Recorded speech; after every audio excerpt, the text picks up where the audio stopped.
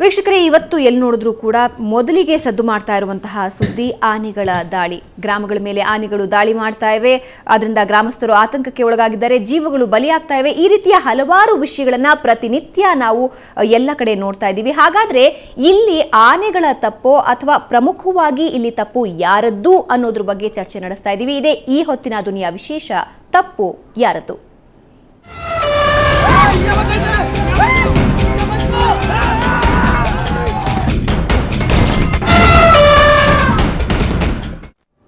ವೀಕ್ಷಕರೇ, ಪ್ರತಿನಿತ್ಯ ಆನೆಗಳು ದಾಳಿ ನಡೆಸ್ತಾನೆ ಇವೆ, ಬೆಳೆಗಳು ಹಾನಿಗೊಳಗಾಗ್ತಾ ಇವೆ, ಹಲವಾರು ಜೀವಗಳು ಹೋಗ್ತಾ ಇವೆ. ನಾವು 2-3 ದಿನಗಳಿಂದ ಸುದ್ದಿ ಪ್ರಸಾರ ಮಾಡ್ತಾನೆ ಇದ್ದೀವಿ. ಹಲವಾರು ಕಡೆ ಹಾಸನ ಹಿಡಿದು ಬನ್ನೇರುಘಟ್ಟದ ಅನೇಕಲ್ನಲ್ಲೂ ಕೂಡ ಸಾಕಷ್ಟು ಬೆಳೆಗಳು ನಾಶವಾಗಿವೆ ಅಂತ ಹೇಳ್ತಿದ್ದಾರೆ. ಯಾವೆಲ್ಲ ರೀತಿಯ ಹಾವಳಿ ಉಂಟಾಗಿದೆ, ಅಲ್ಲಿನ ಜನ ಏನು ಹೇಳ್ತಿದ್ದಾರೆ, ಬನ್ನಿ ತಿಳಿಯೋಣ.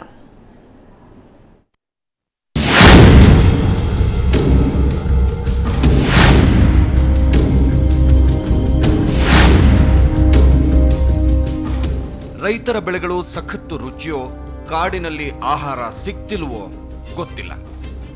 ರಾಜ್ಯದ ಹಲವೆಡೆ ಆನೆಗಳು ಪದೇ ಪದೇ ದಾಳಿ ಇಡುತ್ತಲೇ ಇವೆ. ಪ್ರತಿ ಬಾರಿ ದಾಳಿ ಮಾಡಿದಾಗಲೂ ಲಕ್ಷಾಂತರ ರೂಪಾಯಿ ಮೌಲ್ಯದ ಬೆಳೆ ಆಹುತಿಯಾಗ್ತಿದೆ. ಅದರಲ್ಲೂ ಮೈಸೂರು, ಹಾಸನ, ಚಿಕ್ಕಮಗಳೂರು, ಕೊಡಗು, ಚಾಮರಾಜನಗರ ಜಿಲ್ಲೆಗಳಲ್ಲಿ ಗಜಪಡೆಯ ಅಬ್ಬರಕ್ಕೆ ರೈತರು ತತ್ತರಿಸಿ ಹೋಗಿದ್ದಾರೆ.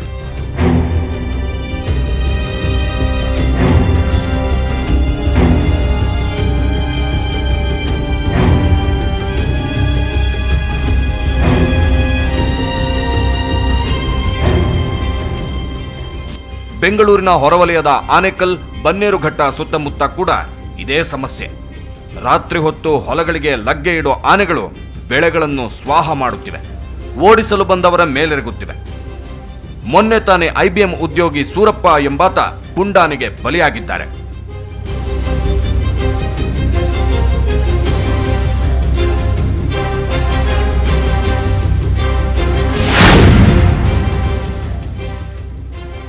ಒಂದು ಅಂದಾಜಿನ ಪ್ರಕಾರ 2001ರಿಂದ ಈಚೆಗೆ ಕರ್ನಾಟಕದಲ್ಲಿ ಆನೆಗಳ ದಾಳಿಗೆ 22 ಮಂದಿ ಮೃತಪಟ್ಟಿದ್ದಾರೆ.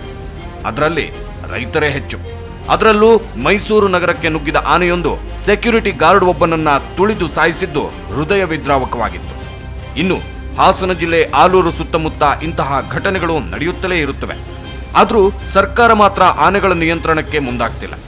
ಸರ್ವೆಯೊಂದರ ಪ್ರಕಾರ ಕೆಲ ವರ್ಷಗಳ ಹಿಂದೆ ರಾಜ್ಯದಲ್ಲಿ ಆನೆಗಳ ಸಂಖ್ಯೆ 2500ರಷ್ಟಿತ್ತಂತೆ. ಆದರೆ ಇದೀಗ ಅವುಗಳ ಸಂಖ್ಯೆ 5000ಕ್ಕೇರಿದೆ. ಆದರೆ ಅರಣ್ಯ ಮಾತ್ರ ದಿನೇ ದಿನೇ ಕಡಿಮೆಯಾಗುತ್ತಲೇ ಇದೆ. ಇದರಿಂದಾಗಿ ಆನೆಗಳು ಪದೇ ಪದೇ ತೋಟಗಳಿಗೆ ದಾಳಿ ಇಡುತ್ತಿವೆ. ಒಮ್ಮೆ ಗಜಪಡೆ ನಾಡಿನೆಡೆಗೆ ಬಂದ್ರೆ 8ರಿಂದ 10 ದಿನ ಅಲ್ಲಿಯೇ ಠಿಕಾಣಿ ಹೂಡುತ್ತಿದೆ. ಪ್ರತಿ ಬಾರಿ ಆನೆಗಳು ನಾಡಿಗೆ ಬಂದಾಗಲೂ ಅರಣ್ಯ ಇಲಾಖೆ ಸಿಬ್ಬಂದಿ ಸ್ವಲ್ಪ ದೂರ ಅವನ್ನು ಕಾಡಿಗೆ ಅಟ್ಟಿ ಸುಮ್ಮನಾಗುತ್ತಿದ್ದಾರೆ. ಆದರೆ ಮತ್ತೆ ಅವು ನಾಡಿನತ್ತ ಬರದಂತೆ ಜಾಗ್ರತೆ ವಹಿಸುತ್ತಿಲ್ಲ. ಆನೆಗಳು ಬರೋ ದಾರಿಗಳನ್ನು ಗುರುತಿಸಿ ಮುನ್ನೆಚ್ಚರಿಕಾ ಕ್ರಮಗಳನ್ನು ಕೈಗೊಳ್ಳುತ್ತಿಲ್ಲ. ಇನ್ನು ಆನೆ ಪಾರ್ಕ್ ಸ್ಥಾಪನೆ ಕೂಡ ಕೇವಲ ಭರವಸೆಯಾಗೇ ಉಳಿದಿದೆ. ರಾಜ್ಯದಲ್ಲಿ ಅತಿ ಹೆಚ್ಚು ಪುಂಡಾಟವಾಡುವ ಹಾಗೂ ಮನುಷ್ಯರ ಮೇಲೆ ಪದೇ ಪದೇ ದಾಳಿ ಇಡುವ 31 ಆನೆಗಳನ್ನು ಗುರುತಿಸಲಾಗಿದೆ. ಈ 31 ಆನೆಗಳಲ್ಲಿ ಬಹುತೇಕವು ಗಂಡಾನೆಗಳು. ಇವನ್ನು ಹಿಡಿದು ಪಳಗಿಸದ ಹೊರತು ಇವುಗಳ ಆಟಕ್ಕೆ ಕಡಿವಾಣ ಹಾಕೋಕೆ ಆಗೋಲ್ಲ. ಇವುಗಳನ್ನು ಸೆರೆ ಹಿಡಿಯಬೇಕಾದ್ರೆ 2 ಅರವಳಿಕೆ ಚುಚ್ಚುಮದ್ದುಗಳು ಬೇಕು. ಆದರೆ ಈ ಚುಚ್ಚುಮದ್ದುಗಳನ್ನು ಪ್ರಪಂಚದಲ್ಲಿ ಒಂದೇ ಒಂದು ಕಂಪನಿ ತಯಾರು ಮಾಡುತ್ತೆ. ಹೀಗಾಗಿ ರಾಜ್ಯಕ್ಕೆ ಈ ಮದ್ದು ಸರಿಯಾಗಿ ಪೂರೈಕೆಯಾಗ್ತಿಲ್ಲ ಅಂತ ಹೇಳಲಾಗ್ತಿದೆ. ಇನ್ನೊಂದೆಡೆ ರೇಡಿಯೋ ಕಾಲರ್ ಮೂಲಕ ಆನೆಗಳ ಚಲನವಲನ ಗುರುತಿಸಿ ಪುಂಡಾನೆ ಹಿಡಿಯೋ ಚಿಂತನೆ ನಡೆದಿದೆ. ಆದರೆ ಸರ್ಕಾರ ಈ ಬಗ್ಗೆ ಕೂಡ ಹೆಚ್ಚಿನ ಗಮನ ಹರಿಸ್ತಿಲ್ಲ. ಬರೀ ದಾಳಿ ಮಾಡಿದಾಗ ರೈತರಿಗೆ ಪುಡಿಗಾಸು ಪರಿಹಾರ ನೀಡಿ ಕೈ ತೊಳೆದುಕೊಳ್ಳುತ್ತಿದೆ. ಇತ್ತ ಅರಣ್ಯ ಇಲಾಖೆ ಸಿಬ್ಬಂದಿ ನಾನಾ ನೆಪವೊಡ್ಡಿ ಸಮಸ್ಯೆ ನಿವಾರಣೆ ಮಾಡದೆ ಅಸಡ್ಡೆ ತೋರುತ್ತಿದ್ದಾರೆ. ಇದರಿಂದಾಗಿ ಕಾಡಂಚಿನ ರೈತರು ನಿತ್ಯ ಜೀವ ಅಂಗೈಲಿಡಿದು ಜೀವನ ನಡೆಸುವಂತಾಗಿದೆ.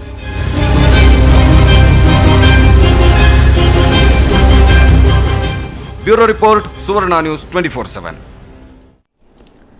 ವೀಕ್ಷಕರೇ, ತಪ್ಪು ಯಾರದ್ದು? ಇದೇ ಸಂದರ್ಭದಲ್ಲಿ ಇಂತಹ ಪ್ರಶ್ನೆಗಳು ಉದ್ಭವವಾಗುವಂತಹದ್ದು. ಒಂದು ಕಡೆ ಆನೆಗಳು ದಾಳಿ ಮಾಡ್ತಾನೆ ಇವೆ, ರೈತರ ಬೆಳೆ ನಾಶ ಆಗ್ತಾನೆ ಇವೆ, ಜೀವಗಳು ಹೋಗ್ತಾನೆ ಇದೆ.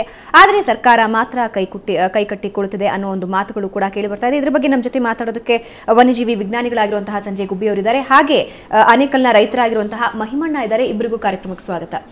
ನಮಸ್ಕಾರ. ಸಂಜೆ ಅವರೇ, ಈಗಾಗಲೇ ನೋಡಿದ್ರಿ ಸಾಕಷ್ಟು ವರದಿಗಳನ್ನು ಪ್ರತಿದಿನ ನಾವು ಮಾಡ್ತಾನೆ ಇರ್ತೀವಿ. ಪ್ರತಿದಿನ ಆನೆಗಳ ದಾಳಿ ನಡೀತಾನೆ ಇದೆ, ಲಕ್ಷಾಂತರ ಬೆಳೆಗಳು ನಾಶ ಆಗ್ತಾನೆ ಇದೆ. ಯಾಕಿದು? ಇದಕ್ಕೆ ಹಲವಾರು ಕಾರಣಗಳಿದೆ. ಯಾಕೆ ಬೆಳೆ ಹಾನಿಗೆ, ರೈತರ ತೋಟಗಳಿಗೆ ಮತ್ತು ಗದ್ದೆಗಳಿಗೆ ಆನೆಗಳು ಬರ್ತದೆ ಅಂತ. ಮೊದಲಾಗಿ ನಾವು ಅದನ್ನು ವೈಜ್ಞಾನಿಕವಾಗಿ ನೋಡಬೇಕಾಗ್ತದೆ. ಈಗ ನೀವು ಸರಿಯಾದ ಸಮಯದಲ್ಲಿ ಈ ಕಾರ್ಯಕ್ರಮವನ್ನು ಹಮ್ಮಿಕೊಂಡಿದ್ದೀರಾ. ಯಾಕೆಂದರೆ ಈ ನವೆಂಬರ್ ತಿಂಗಳಿಂದ ಪ್ರಾರಂಭ ಆಗ್ತದೆ ಆನೆಗಳು ರೈತರ ಗದ್ದೆಗಳಿಗೆ ಬರಲಿಕ್ಕೆ ಅಥವಾ ತೋಟಗಳಿಗೆ ಬರಲಿಕ್ಕೆ. ಯಾಕೆಂದರೆ ಮಳೆಗಾಲ, ಎಲ್ಲರೂ ಹೇಳೋದು ಸಾಮಾನ್ಯವಾಗಿ ಅಂದ್ಕೊಳ್ಳೋದು ಅಂದರೆ ನಾವು ಬೇಸಿಗೆಗಾಲದಲ್ಲಿ ಕಾಡಿನಲ್ಲಿ ಮೇವು ಮತ್ತು ನೀರು ಕಡಿಮೆ ಆಗಿ ಆನೆಗಳು ರೈತರ ಜಮೀನಿಗೆ ಬರ್ತದೆ ಅಂತ ಸಾಮಾನ್ಯವಾಗಿ ಜನರಲ್ಲಿ ಅಭಿಪ್ರಾಯ. ಇದು ಬಹಳ ದೊಡ್ಡ ತಪ್ಪು ಅಭಿಪ್ರಾಯ. ನನ್ನ ವೈಜ್ಞಾನಿಕ ಕೆಲಸದ ಮುಖೇನ ನಾವು ತಿಳ್ಕೊಂಡಿರೋದೇನೆಂದರೆ, ಆನೆಗಳಿಂದ ಹಾವಳಿ ಪ್ರಾರಂಭ ಆಗೋದು ನವೆಂಬರ್ ತಿಂಗಳಿಂದ. ಕಾರಣ ಏನದಕ್ಕೆ? ಬಹಳ ಮುಖ್ಯವಾದ ಪ್ರಶ್ನೆ ನೀವು ಕೇಳಿದ್ರೆ. ಕಾರಣ ಏನಕ್ಕೆ ಅದಕ್ಕೆ? ಇಷ್ಟು ವರ್ಷ ನಾವು ಏನು ಕಾರಣಕ್ಕೆ ತಿಳ್ಕೊಳ್ತಾ ಇರಲ್ಲ. ಯಾಕೆ ಕಾರಣ ಅಂತ ಸುಮ್ಮನೆ ಮಾತಾಡ್ತಾ ಇದ್ವಿ. ಕೆರೆ ತೋಡಬೇಕು, ಅದಕ್ಕೆ ಬೇಕಾಗಂತ ಮೇವನ್ನ ನಾವು ಕಾಡಿನಲ್ಲಿ ಬೆಳಿಬೇಕು ಅಂತ ಯೋಚನೆ ಮಾಡ್ತಿದ್ವಿ. ಯಾಕೆಂದರೆ ಮಳೆಗಾಲ ಮುಗಿಯೋ ಹಂತ ಬಂದಾಗ ರಾಗಿ, ಭತ್ತ ಇಂಥ ಬೆಳೆಗಳು ತೆನೆ ಹೊಡಿತದೆ. ಈ ತೆನೆನೇ ಆ ಆನೆಗಳಿಗೆ ದೊಡ್ಡ ಆಕರ್ಷಣೆ. ಆ ತೆನೆಗಳಲ್ಲಿ ಏನಿರ್ತದೆ, ಸೋಡಿಯಂ ಮತ್ತು ಇಂಥ ಉಪ್ಪಿನಂಶ ಇರುವಂತಹ ಹೆಚ್ಚು ಪದಾರ್ಥ ಇರ್ತದೆ ಈ ತೆನೆಯಲ್ಲಿ. ಆ ತೆನೆಯ ವಾಸನೆಗೆ ಕಾಡಿಂದ ಆನೆಗಳು ಆಚೆ ಬರ್ತದೆ ಹುಡುಕೊಂಡು. ಹಾಗಾಗಿ ಈ ಸೋಡಿಯಂ ಮತ್ತು ಇತರ ಮಿನರಲ್ಗಳು, ಸಾಲ್ಟ್ಗಳು ಏನಿರ್ತದೆ ಅದನ್ನು ಹುಡ್ಕೊಂಡು ಆನೆಗಳು ಆಚೆ ಬರ್ತದೆ ಹೊರತು ಅವಕ್ಕೆ ಭತ್ತ ಕಂಡ್ರೆ ಬಹಳ ಇಷ್ಟ, ಕಬ್ಬು ಕಂಡ್ರೆ ಬಹಳ ಇಷ್ಟ, ಬಾಳೆಹಣ್ಣು ಕಂಡ್ರೆ ಬಹಳ ಇಷ್ಟ ಅಂತ ಮಾಧ್ಯಮದಲ್ಲಿ ಬಹಳಷ್ಟು ವನ್ಯಜೀವಿ ತಜ್ಞರು ಅಂತ ಏನು ಹೇಳ್ತಾರಲ್ಲ, ಅದು ಬಹಳ ತಪ್ಪು. ಅದು ಅದರಿಂದ ಇದಕ್ಕೆ ಬಹಳ ಮುಖ್ಯವಾದ ಕಾರಣ, ಆನೆಗಳು ಅದಕ್ಕೆ ಬೇಕಾಗಿರೋಂಥ ಉಪ್ಪಿನ ಪದಾರ್ಥ ಹುಡ್ಕೊಂಡು ಬರುವಂಥದ್ದು ರಾಗಿ ಮತ್ತು ಭತ್ತದಂಥ ಬೆಳೆಗಳಿಗೆ. ಹಾಗಾಗಿ ನಾವು ಇದಕ್ಕೆ ಒಂದು ವೈಜ್ಞಾನಿಕ ದೃಷ್ಟಿಕೋನದಲ್ಲಿ ಅರ್ಥ ಮಾಡ್ಕೊಳ್ಬೇಕು. ಮತ್ತು ಅದಕ್ಕೆ ಬೇಕಾದಂತಹ ಪರಿಹಾರಗಳನ್ನ ಸಹ ವೈಜ್ಞಾನಿಕ ಮತ್ತು ಸಾಮಾಜಿಕವಾಗಿ ನಾವು ಏನು ಸರಿ ಅನಿಸ್ತದೆ ಅದನ್ನು ನಾವು ಅಳವಡಿಸ್ಕೊಳ್ಬೇಕಾಗ್ತದೆ. ಅದು ಬಹಳ ವರ್ಷಗಳಿಂದ ಅದಿರಲಿಲ್ಲ. ಇದನ್ನು ನಾವು ಈ ದೃಷ್ಟಿಕೋನದಲ್ಲಿ ನೋಡಬೇಕು ಅನ್ನೋದು ಬಹಳ ಮುಖ್ಯ. ಇದನ್ನು ನಾವು ಹಲವಾರು ವರ್ಷಗಳಿಂದ ಹೇಳ್ಕೊಂಡು ಬರ್ತಾ ಇದ್ದೀವಿ, ಇನ್ನೂ ಹೇಳ್ತಾ ಇರ್ತೀವಿ. ಇದನ್ನು ಸಂಪೂರ್ಣ ನಿಲ್ಲೋಗೂ ಸಹ ಹೇಳ್ತಾ ಇರ್ತೀವಿ. ಇದು ಒಂದು ಕಾರಣ. ಇನ್ನೊಂದು ಕಾರಣ ಏನು ಅಂದರೆ, ನಾವು ಆನೆಗಳನ್ನ ತಡಿಲಿಕ್ಕೆ, ಕಾಡಿನಿಂದ ಆಚೆ ಬಂದು ರೈತರ ಜಮೀನಿಗೆ ಹೋಗಲಿಕ್ಕೆ ತಡಿಲಿಕ್ಕೆ ಫಿಸಿಕಲ್ ಬ್ಯಾರಿಯರ್ಸ್ ಅಂದರೆ ಆನೆ ಕಂದಕ ಮತ್ತು ವಿದ್ಯುತ್ ಬೇಲಿನ ಏನು ಅಳವಡಿಸ್ತೀವಿ ನಾವು, ಅದನ್ನು ನಾವು ಸರಿಯಾಗಿ ನಿರ್ವಹಣೆ ಮಾಡ್ತಾ ಇಲ್ಲ. ಆ ನಿರ್ವಹಣೆ ಸಹ ಬಹಳ ಪ್ರಮುಖವಾದ ಅಂಶ. ಸರಿಯಾದ ನಿರ್ವಹಣೆ ಇಲ್ಲದಿದ್ರೆ ಆನೆಗಳು ಖಂಡಿತ ಆಚೆ ಬರ್ತದೆ. ರೈತರಿಗೆ ಇನ್ನೂ ಬೆಳೆ ಹಾನಿ ಆಗ್ಲಿಕ್ಕೆ ಸಾಧ್ಯ ಇರ್ತದೆ. ಮಹಿಮಣ್ಣ ಅವರೇ, ಒಪ್ಕೋತೀರಾ? ಅಂದ್ರೆ ಈ ನವೆಂಬರ್ ತಿಂಗಳ ನಂತರ ಆನೆಗಳು ಜಾಸ್ತಿ ಬರುತ್ತೆ ತೋಟಕ್ಕೆ, ಹೌದಾ? ಆ ರೀತಿ ಆಗತ್ತಾ? ಪ್ರತಿ ನವೆಂಬರ್ ಆದ್ಮೇಲೆ ಆನೆಗಳು ಜಾಸ್ತಿ ದಾಳಿ ಇಡ್ತವ?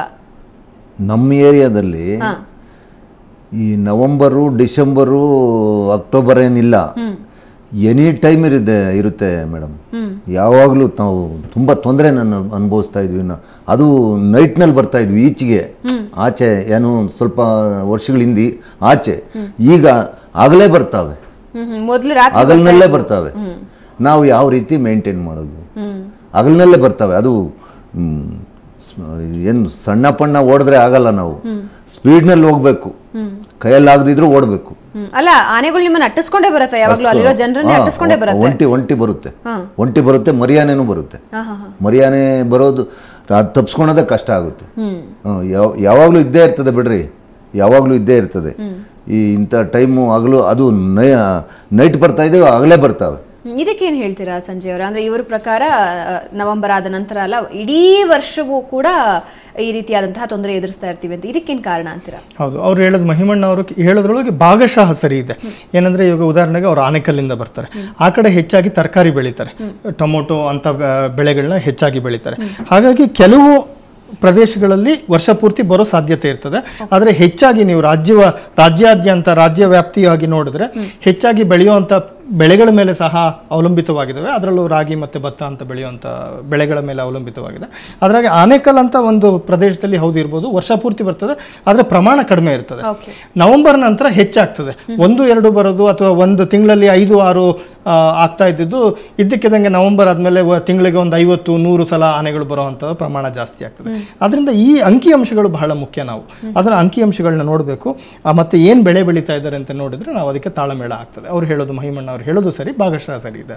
ಓಕೆ, ಇವಾಗ ನಾವು ಇವೆಲ್ಲವನ್ನ ನಾವು ಗಮನಿಸೋದಾದ್ರೆ ಆನೆಯ ಸ್ವಭಾವ ಅದು ಯಾವ ರೀತಿ ನಡ್ಕೊಳ್ಳುತ್ತೆ, ಈ ರೀತಿ ಕ್ರೌರ್ಯವಾಗಿ ನಡ್ಕೊಳ್ಳೋದಕ್ಕೆ ಏನು ಕಾರಣ ಅನ್ನೋದಕ್ಕೆ ಮುಂಚೆ ಆನೆಯ ಸ್ವಭಾವದ ಬಗ್ಗೆ ನಾವು ಮಾತಾಡಬೇಕಾಗತ್ತೆ. ಏನು ಹೇಳ್ತೀರಾ, ಆನೆಯ ಸ್ವಭಾವ ಎಂತಹದ್ದು?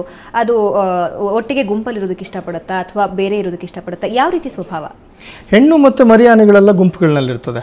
ಆದರೆ ಗಂಡು ಆನೆ ಒಂದು ಹಂತಕ್ಕೆ ಬಂದ ಮೇಲೆ ಅದು ಒಂಟಿಯಾಗಿರ್ತದೆ ಗಂಡ ಆನೆ.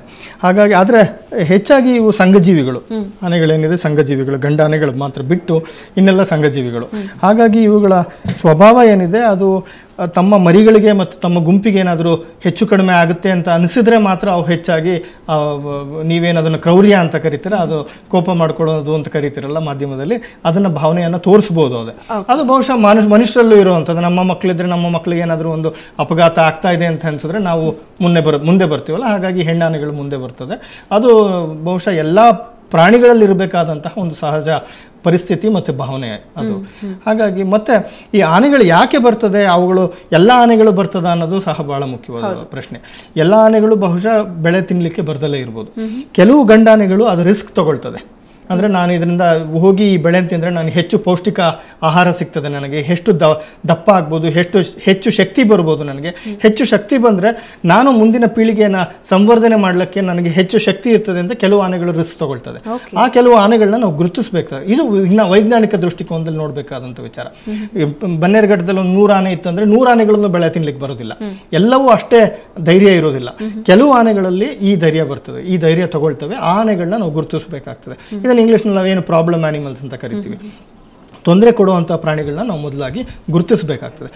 ಗುರುತಿಸಿ ಆ ತೊಂದರೆ ಕೊಡುವಂಥ ಪ್ರಾಣಿಗಳನ್ನ ನಾವು ಏನು ಮಾಡಬೇಕು ಅನ್ನೋದನ್ನು ನಾವು ನಿರ್ಧಾರ ತಗೊಳ್ಬೇಕಾಗ್ತದೆ. ಇದಕ್ಕೆ ಸ್ವಲ್ಪ ಸಮಯ ಬೇಕಾಗ್ತದೆ. ಮತ್ತು ಇದ್ರ ಬಗ್ಗೆ ತಿಳ್ಕೊಂಡಿರೋರು ಮತ್ತು ರೈತರು ಮತ್ತು ಇದ್ರ ಮೇಲೆ ಯಾರ್ಯಾರ್ದು ಜೀವನ ಅವಲಂಬಿತವಾಗಿದ್ದಾವೆ ಮತ್ತು ಯಾರ್ಯಾರು ಇದಕ್ಕೆ ಹೆಚ್ಚು ಗಮನ ಕೊಡ್ಬೋದು ಅಂಥ ಜನರನ್ನೆಲ್ಲ ಸೇರಿ ಒಟ್ಟುಗೂಡಿಸಿ ನಾವು ಒಂದು ಸಮಗ್ರವಾಗಿ ಇದಕ್ಕೆ ಯೋಜನೆ ರೂಪಿಸಬೇಕಾಗ್ತದೆ.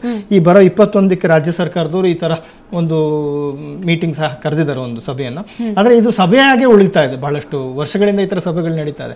ಈ ಸಭೆಯಲ್ಲಿ ಏನು ಹೇಳ್ತಾರೆ, ಇದ್ರ ಬಗ್ಗೆ ಅಧ್ಯಯನ ನಡೆಸಿರೋರು, ರೈತರು ಏನು ಹೇಳ್ತಾರೆ, ಇದನ್ನು ಕ್ರೋಢೀಕರಿಸಿ ನಾವು ಇದನ್ನು ಸಮಗ್ರವಾಗಿ ಮುಂದುವರಿಬೇಕಾಗಿದೆ. ಓಕೆ, ಇದ್ರ ಬಗ್ಗೆ ನಿಮ್ಮ ಜೊತೆ ಇನ್ನಷ್ಟು ಮಾತಾಡ್ತೀನಿ. ಸೊ ವೀಕ್ಷಕರೇ, ಇನ್ನೊಬ್ಬ ಅತಿಥಿ ಕೂಡ ನಮ್ಮನ್ನ ಜಾಯ್ನ್ ಆಗ್ತಾರೆ. ಸಾಕಷ್ಟು ಚರ್ಚೆಗಳಾಗುತ್ತೆ. ಅಂದರೆ ಇಲ್ಲಿ ಮುಖ್ಯವಾಗಿ ನಾವು ಗಮನ ಹರಿಸ್ತಾ ಇರೋದು ನಿಜವಾಗಿಯೂ ಆನೆಗಳು ಯಾಕೆ ದಾಳಿ ಮಾಡ್ತಾ ಇವೆ, ಇದರಲ್ಲಿ ಮನುಷ್ಯನ ಪಾತ್ರ ಎಷ್ಟಿದೆ ಅನ್ನೋದ್ರ ಬಗ್ಗೆ. ಈಗ ಒಂದು ಸಣ್ಣ ವಿರಾಮ, ನಂತರ ದುನಿಯಾ ಮುಂದುವರಿಯುತ್ತೆ.